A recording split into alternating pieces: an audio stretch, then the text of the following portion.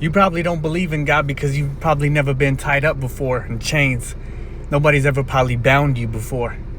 I've been bound before. When they throw you into the county van, you're bound, leg to hand and foot. You're chained, actually, and you can't move really that well. You're chained up. And the night that Jesus was arrested, they tied him up so that he couldn't really move. Why do you think that is?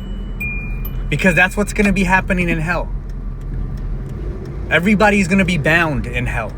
They're going to be tied hand and foot. They're going to be chained and bound. And those chains are never going to come off. In hell, those chains are never coming off.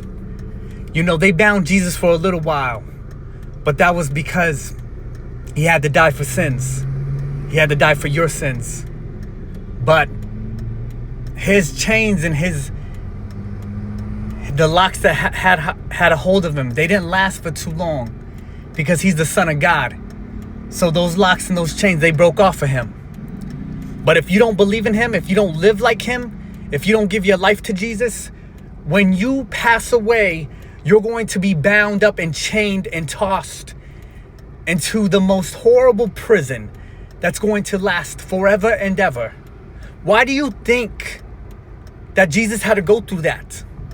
Because he needed to show you what hell was going to be like, so that you could see with your own eyes what hell's going to be like forever. Jesus wasn't bound and chained for no reason. It was to show you what hell's going to be like.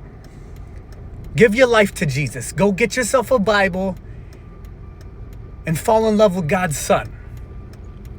And see what they put him through for you. He did it for you.